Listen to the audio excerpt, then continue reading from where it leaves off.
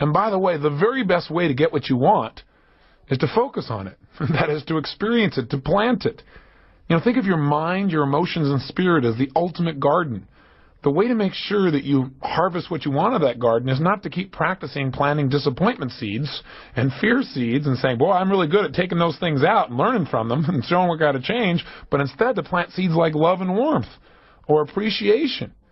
In fact, let me offer you 10 quick emotions that if you plant them every day and you cultivate these emotions, you focus on these being the way you want to feel every day, you hold yourself to a standard that says every day I want to feel these 10 emotions. What you've done is planted the seeds of greatness. You have planted the seeds that create a tremendous, juicy life. A life where you don't need a lot of action signals because you're already acting. You're already living life at its fullest. See, a weed in your garden is a call to action. It's not negative. It's a call to action. It says, you've got to do something. You've got to pull this out. And that way things can grow. Well, one of the easiest ways to keep the weeds out is to keep cultivating the kinds of plants you want right there in the garden so that their roots are bigger and deeper and stronger and there's not much room for weeds. Here are the 10 emotions that add juice to life, and you want to cultivate them. Number 1 is love and warmth.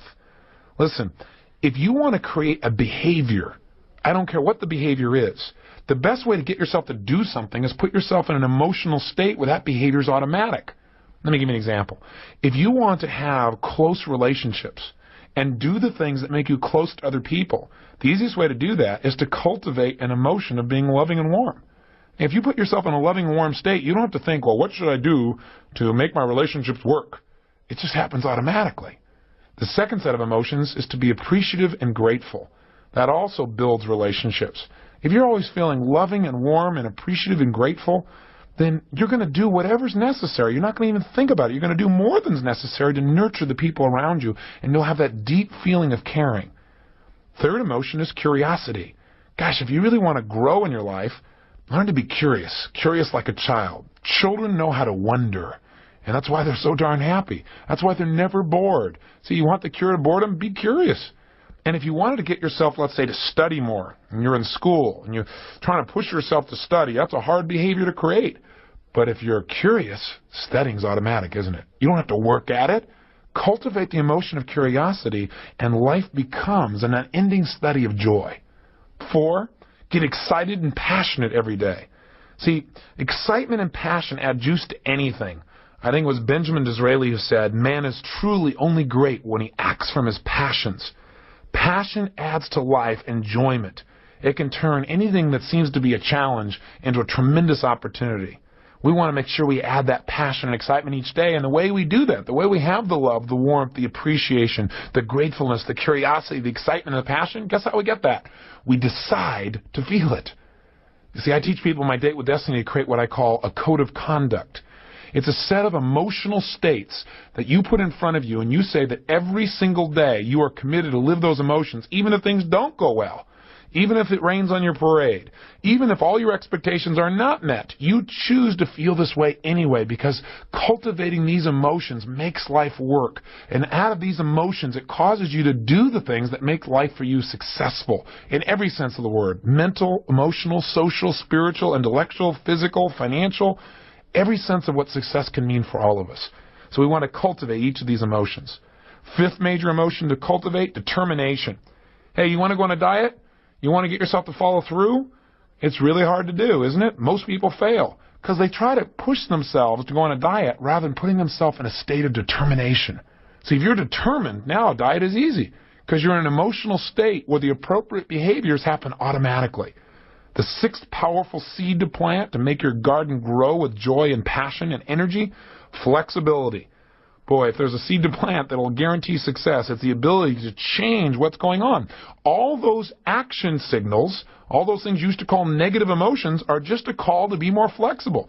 Be more flexible in the way you evaluate things, your perception of what things really mean. Be more flexible in the way you communicate. Be more flexible in your behavior, and your whole world changes. The 7th major emotion, confidence. When you're confident, you're willing to try things. You're willing to put yourself on the edge. You're willing to really experience that one emotion that every single religious book on the planet talks about: faith. Now, one way to get confidence, one way to develop faith, is to use the muscle more often, to practice it, to exercise it. I often ask people, are you confident in tying your shoes? And people say, well, of course. I say, how confident? They say, absolutely confident. I say, how come? They say, well, because I've done it a few billion times. Well, if you want to have confidence, the best way to have it is exercise it every day. Utilize it. Have some faith. Have some trust. Choose to be confident in a situation, and you'll discover that you're going to do well. For example, most people are fearful about things that they think someday may happen, and they feel bad about it in advance. How many of the things you used to be fearful about never came about? Just think if those times you'd chosen to be confident, you would have reinforced that confidence is the way to live. Choose confidence over fear. 8, be cheerful.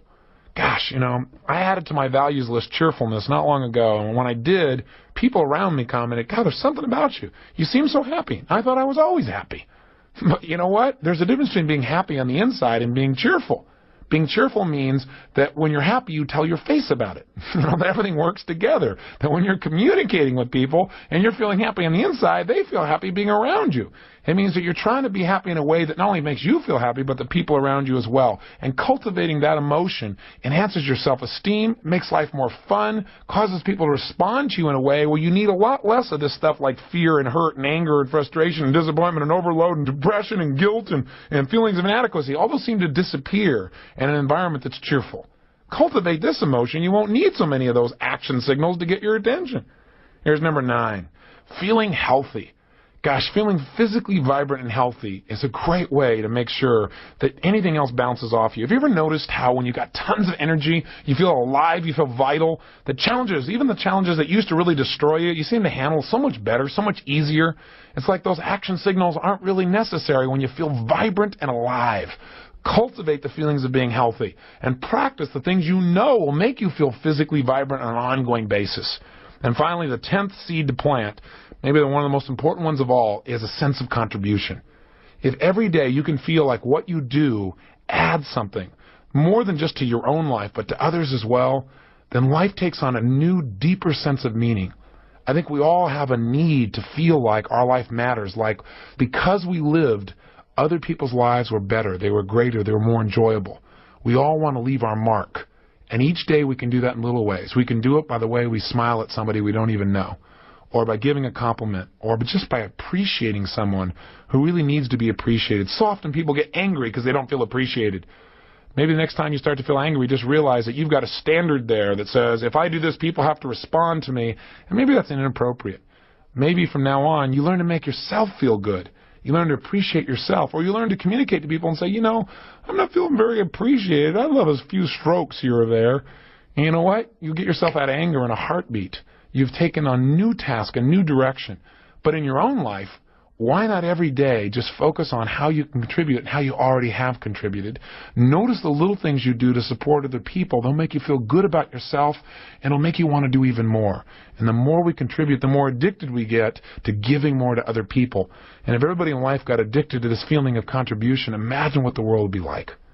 So those are the 10 seeds: love and warmth, appreciation and gratitude, curiosity, excitement and passion, determination, flexibility, confidence, cheerfulness, health, and a sense of contribution. Plant these emotions daily and watch your whole life grow with a vitality like you've never dreamed of before.